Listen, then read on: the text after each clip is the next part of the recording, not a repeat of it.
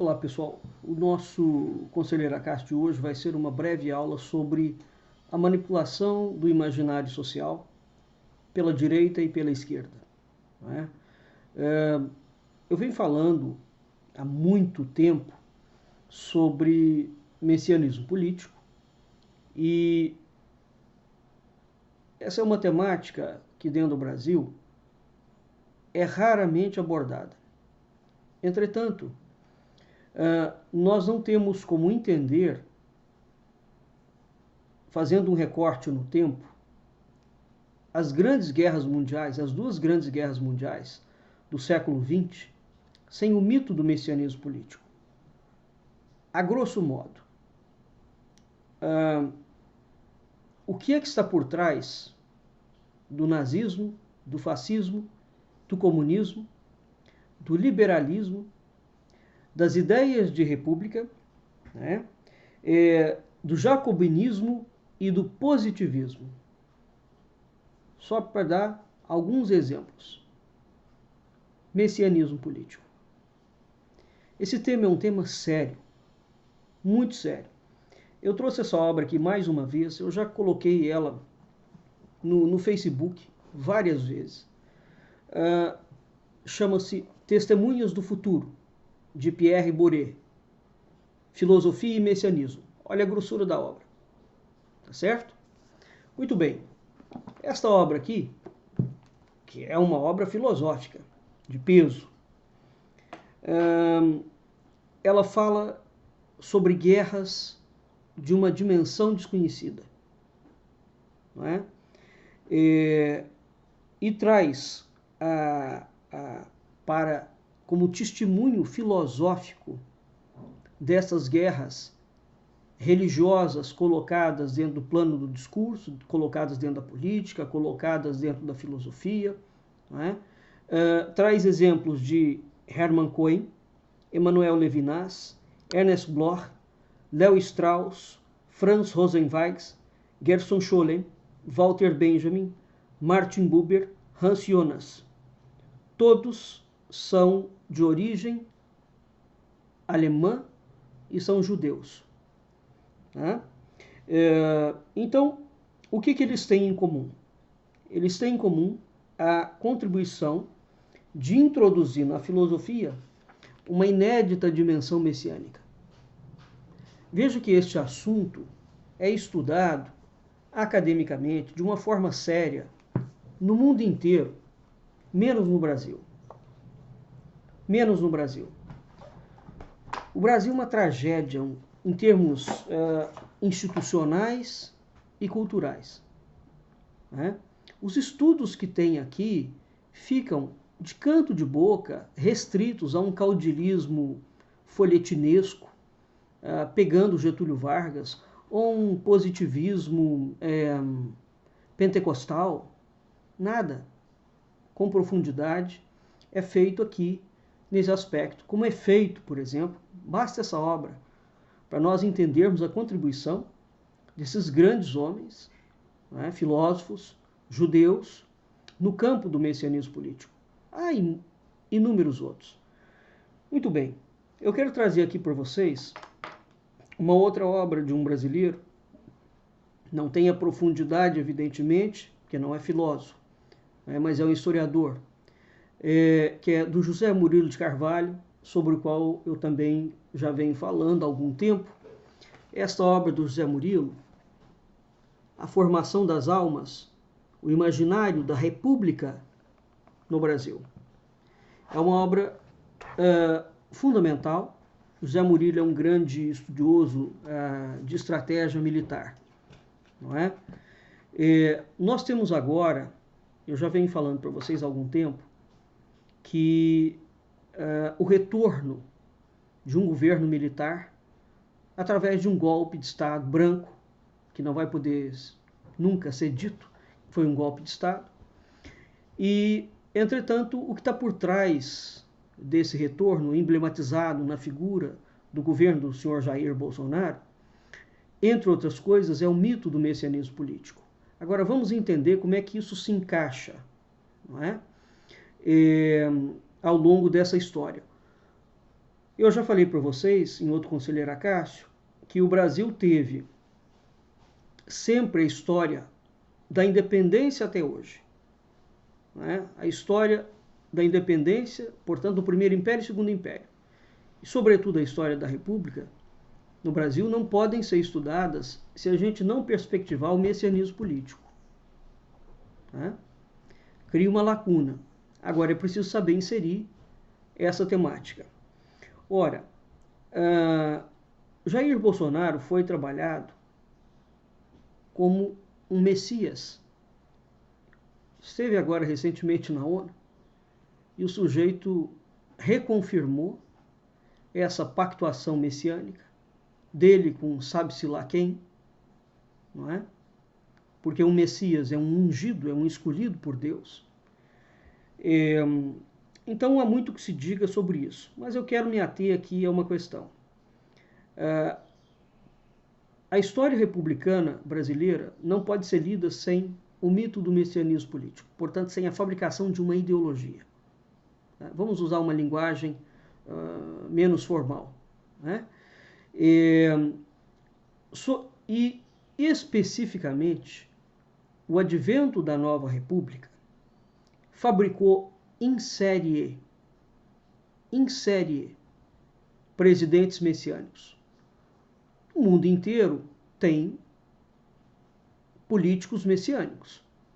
Sempre teve. O que é que não tem no mundo inteiro? Uma fabricação em série de messias políticos. Então a nova República Brasileira, veja, a República Brasileira inteira já é messiânica. O discurso acompanha. A nova República tem uma singularidade. Ela é uma fabricação full-time de presidentes messias. Como essa é uma temática absolutamente erudita, mesmo na Europa e nos Estados Unidos. E como no Brasil ela não é abordada praticamente quase nunca, os indivíduos, as elites bandidas mafiosas do Brasil, deitam e rolam em cima disso. José Murilo de Carvalho, nessa obra dele, ele coloca, portanto, desde o início da obra, que a implantação da República, não é? Desde o seu início, ela traz um ponto de discussão que até hoje não foi devidamente trazido à baila. Né? Quando as repúblicas se colocam no mundo inteiro depois da Revolução Industrial, o que elas trazem? Elas trazem uma discussão de que a população popular, a participação popular nos governos eram muito pequenas, para não dizer inexistente. Né? Então, uma das características das repúblicas é exatamente trazer a participação popular para dentro das repúblicas. Quando um aluno, um leigo, lê essa palavra popular, ele pode pensar que se trata do povo. Não, não se trata do povo, não. Participação popular aqui significa um segmento específico, ideológico, da República, não é? Que vai mobilizar o populacho, a massa, o povo. Então, uma coisa é participação popular, outra coisa bem diferente é o povo. O povo somos todos nós que não estamos no poder, que não fazemos parte dele. Então, a República, para combater as monarquias, diz que traria transformaria a República num modelo de governo em que haveria uma grande participação popular. Né? Entretanto, o que se percebe ao longo da própria República Brasileira é que o povo nunca participou das decisões da República. Né? Mas sempre houve uma participação popular muito grande. Né? Ora, então, o discurso da participação popular, dando a falsa impressão de que é o povo que está sendo chamado para participar do governo, é um instrumento clássico de legitimação de regimes políticos no mundo moderno. Tá? É uma das uma das pontas da legitimação. Sabe qual é o nome disso? Ideologia. Então, uma ideologia é um campo teórico. Ela pode ser sustentada por vários pontos. Um desses campos teóricos está exatamente na expressão participação popular, dando a impressão de que é povo. Então, um instrumento clássico de legitimação de regimes políticos no mundo moderno é a ideologia. A ideologia é a justificação racional da organização de poder, ou seja, como é que o poder se organiza. Quando os grupos, as facções brigam entre si e elas assumem o poder, elas vão reorganizar o poder. E em casos mais dramáticos, elas vão reorganizar o Estado, tá certo? No caso do Brasil, quando as elites bandidas brigam entre si, elas reorganizam o Estado. Sempre. Isso está acontecendo agora, nesse governo de Jair Bolsonaro também. Tá? Ora, então, da Revolução Francesa ao longo de todo o século XX e entrando pelo século XXI, nós tivemos pelo menos 3 grandes correntes que disputavam ideologias, que encarnavam ideologias e que usavam essas ideologias na racionalização da disputa do poder. Quais são elas? O liberalismo à moda americana, o jacobinismo à francesa e o positivismo. Essas 3 grandes correntes entraram sempre pesadamente dentro do Brasil. Elas vão combater-se entre si pesadamente no início da República,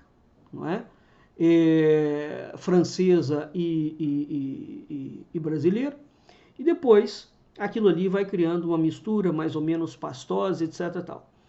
Agora, o que nos importa entender? Então veja, eu quero que vocês entendam o seguinte: a ideologia é um instrumento clássico de legitimação de regime político. Isso significa que as monarquias não tinham ideologia.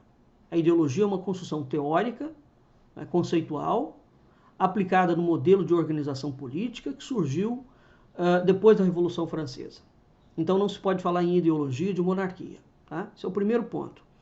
Bem, então uma ideologia ela é aparentemente, fundamentalmente discursiva. As justificativas ideológicas possuem elementos, por outro lado, que vão extravasar esse discurso meramente teórico, cientificamente demonstrável. Então, a ideologia, quando ela tem um formato teórico, você pensa, ela está restrita nesse formato. Não, ela extravasa. É como um copo quando você enche de água e a água transborda. Então, toda ideologia, toda justificação ideológica, ela não é feita para ficar restrita dentro do copo. Ela é formulada exatamente para transbordar. Tá? Aqui é que começa a entrar um negócio. Bem, quando se fala em repúblicas, há diversos modelos de república. A palavra não significa a mesma coisa. A República Americana não tem nada a ver com a República Brasileira. A República Portuguesa não tem nada a ver com a República Brasileira. A República Brasileira tem muito a ver com a República Argentina. Então a palavra república é um nome. É preciso você entender como é que os poderes se articulam e se organizam dentro daquele modelo. Então, os modelos de república são modelos de organização da sociedade. Esse aqui já é o primeiro ponto, bem diferente das monarquias. As monarquias não pensaram modelos de organização da sociedade. Os reis não intervinham, sobretudo os reis de Portugal, não intervinham em como a sociedade se organizava. Muito bem, portanto, a partir da Revolução Francesa, o modelo político que surge, que emerge, ele começa a intervir na organização social. Tá certo? Então o poder político toma para si a tarefa de entrar, de miscuir-se dentro da família. Então eles vão propor um modelo de organização de sociedade que vai trazer dentro desse modelo aspectos visionários, aspectos utópicos. tá certo? Portanto, esse modelo utópico, esse modelo visionário, que vai ser trazido para dentro das repúblicas, encampado pelos discursos políticos, bem, vai criar como resultado uma sociedade que precisa muito de uma ideologia mistificadora, né? Ele vai precisar, portanto, toda república precisa de construir uma humanidade mistificada, independentemente do modelo de república. Tá bem? Bem, entendido isso, enquanto discurso pode-se pensar, repito, que as repúblicas, as ideologias republicanas, permanecem enclausuradas dentro das elites. Ledo engano. O modelo de república, construído independentemente do formato, ele precisa de duas coisas fundamentais para se manter. Ele precisa de aparato militar. Né? Os exércitos das monarquias, né, não tinham as funções das forças armadas hoje no mundo inteiro. Nunca tiveram, nem o exército romano. Primeira coisa é entender isso. Toda a república foi montada em cima de aparato militar. Aí é preciso entender o que é isso. A República Brasileira, especificamente, ela não existe. O que existe é uma república tutelada por uma força militar. O modelo de república do Brasil é uma inovação completa, trágica, dramática, perigosíssima, desde o início. Né? Então nós temos uma república dentro de uma república. Nós temos um poder dentro de um poder. A verdadeira República Brasileira é militar. Ela nunca foi civil. Bem, então vamos lá. Todas as repúblicas precisam que a ideologia transborde do copo. Ela não fica só na elite. Porque você cria uma ideologia, não é para aplicar na elite. É para a elite fazer alguma coisa com aquela ideologia para controlar a população. Então nós já temos uma ideia de controle da população, controle cultural, controle cognitivo, controle emocional, controle de tudo. As monarquias nunca fizeram isso não, viu? E nós temos um aparato bélico que precisa dar sustentação visível ou invisível. No caso do Brasil, ele é visível. Tá? Visível e constitucional. O Brasil teve 7 constituições de 1824 até hoje. Dentro dessas 7 constituições, somente 2, de 1824 e a de 1937, portanto, do início do governo Vargas, não tratam o exército brasileiro, as forças armadas brasileiras, como um poder político. Ora, tudo que uma força armada não é um poder político, ela é um poder militar. Né? Por exemplo, os Estados Unidos é um país extremamente bélico, mas as forças armadas não têm um poder político. Né? No Brasil, as forças armadas não atuam como força armada, ela atua como força política. É um partido político sem estar submetido aos olhares da população. É preciso entender o crime da República Brasileira, ir ao cerne dessa estrutura criminosa que foi montada. Criminosa mesmo. Tá? Bem, então, o que vai acontecer? Você precisa, portanto, de transbordar a ideologia. Para você controlar a população tem que estar impregnada de uma determinada forma de pensamento. Ora, o extravasamento, então, uma das coisas que a gente vê, e eu fiz muitos posts sobre isso, faço muitos posts sobre isso no meu Facebook. O extravasamento das repúblicas, quando as repúblicas foram formadas, elas não podiam, portanto, como é que você vai defender aquele regime que depois as monarquias do mundo inteiro? Então eles precisaram de criar um discurso acessível ao povo, né? Com baixo nível de educação formal. É isso que nós temos que entender. A população naquela época, no século XIX, mesmo hoje no século XX, o grau de acesso de informação, de educação formal era pequeno, irrisório. Então eles precisavam de criar, portanto, formulou aquela ideologia e você precisa de criar uma linguagem que a população entenda. Ora, essa linguagem não pode ser através de uma estrutura teórica conceitual. Porque teorias são sempre coisas muito pesadas, não é? Demanda muito raciocínio, demanda muita articulação de pensamento, demanda conhecimento de causa, demanda conhecimento de outras teorias. Então, como é que você convence o povo? Você convence o povo através de teoria? Não. Eu vou te dar um exemplo. Na época da disputa, eu me lembro muito bem desse debate do Lula com Alckmin. O Lula é um homem que é um manipulador ideológico formidável. Jair Bolsonaro é um manipulador ideológico formidável, não é? Porque eles falam de uma forma mastigada, bem rascante, né, bem grotesca.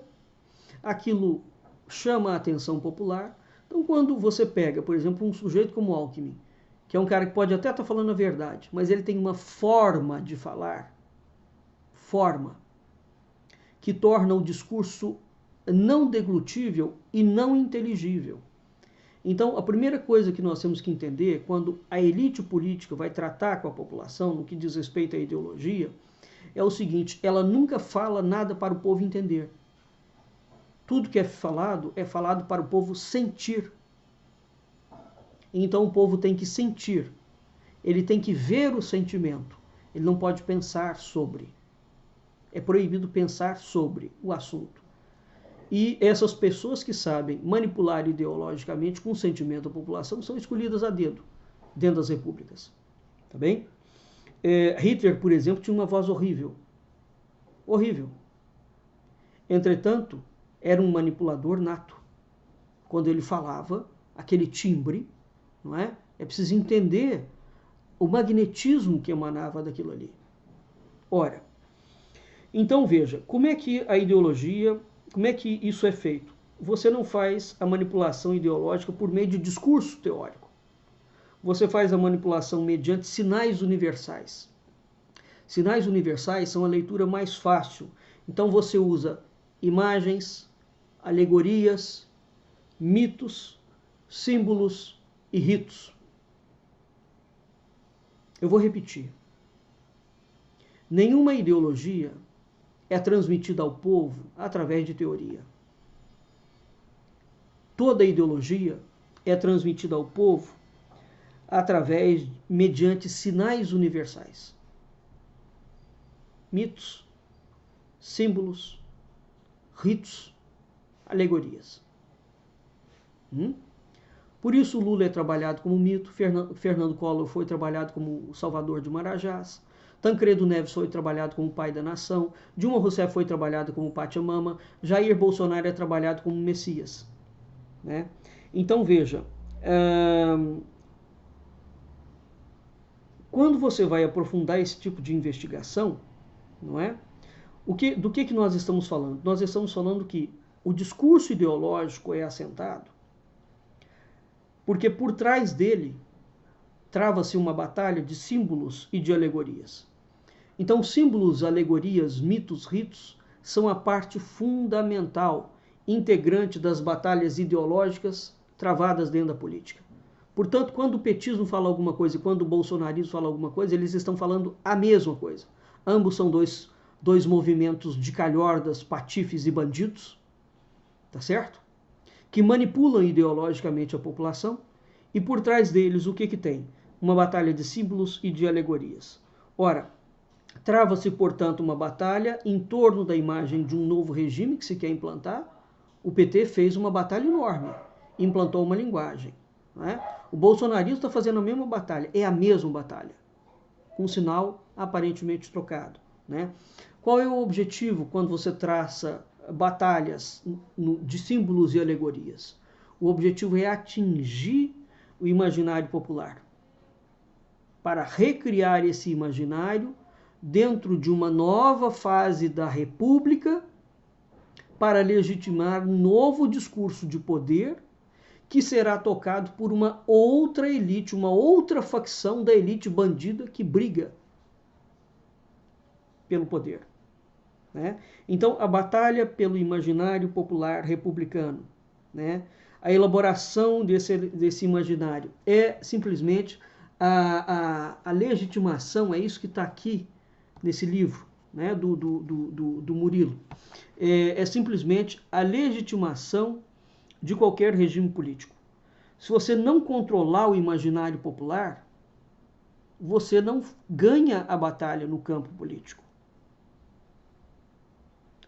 Essa é a razão pela qual o auto-intitulado segundo governo de Jair Bolsonaro tem dito que você tem que ir para o campo cultural, para controlar o campo cultural. Por quê? Porque desde a Revolução Francesa, as repúblicas nasceram com o objetivo de controlar a cultura. Porque através da cultura você controla o imaginário. Então, o imaginário social, aquilo que se chama de imaginário social, é construído, né? E ele se expressa por meio de ideologias e de utopias, também. Ele se expressa fundamentalmente por ideologias, utopias, ritos, símbolos, mitos e alegorias. Então isso são códigos, são aspirações, são valores que você pode vender para a população sem que ela perceba que está sendo comprada. E o que está sendo comprado? A sua alma. Tá certo? Então veja, esta obra aqui, Testemunhas do Futuro, são 1000 páginas.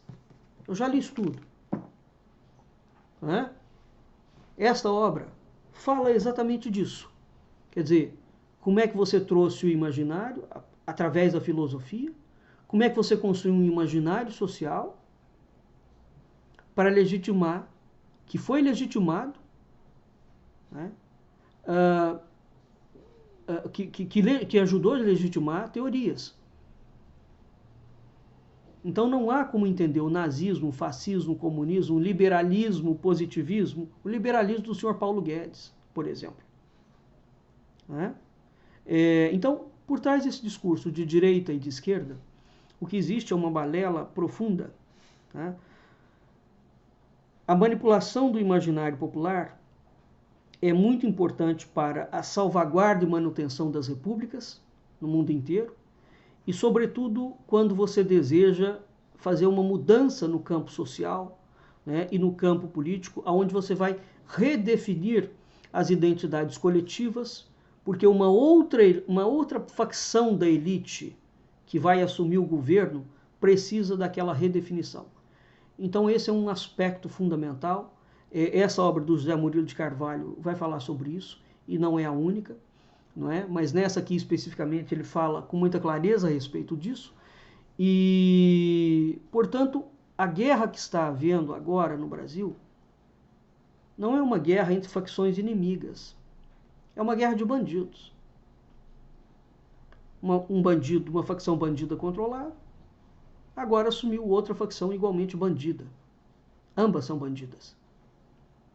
A história da República Brasileira é uma fraude. Né?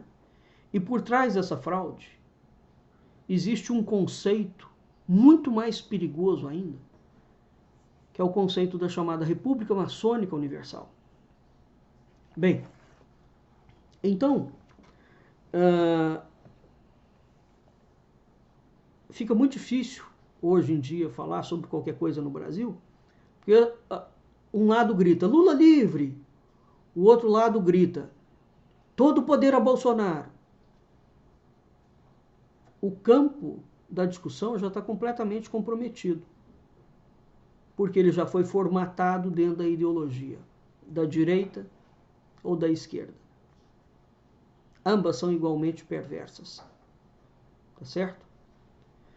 E entenda, portanto, isso. Atualmente, a política que se constrói depois do século XIX, ela tem como característica, uma das características centrais, a manipulação da mente das pessoas. As monarquias que foram depostas no século XIX não tinham como característica central a manipulação da mente das pessoas. Uma coisa é o jogo do poder, é o jogo da política, é normal. Outra coisa é quando a política sai da esfera do poder e ela começa a querer mandar na sua cabeça, na minha cabeça, na cabeça do meu cachorro, em tudo aquilo que nós fazemos. Muito bem? Esperamos que essa breve aula tenha deixado um pouco mais claro um assunto que você que não é meu aluno já vem me vendo falar sobre ele há algum tempo, que é exatamente a questão: toda ideologia ela é feita para transbordar do seu recipiente, não é? E você nunca pode dirigir ao povo em linguagem muito elaborada. E a única forma de dirigir-se ao povo sem que o povo não capte a malignidade do seu projeto é através de mitos, de símbolos, de ritos, de alegorias. Então Jair Bolsonaro foi fabricado como um mito político exatamente porque essa é a função. Manipulação. Lula também, não é? A história da República do Brasil, sobre a minha ótica, tem a formulação teórica conceitual de todas as repúblicas, é a mais perversa. Até a próxima aula do Conselheiro Acácio.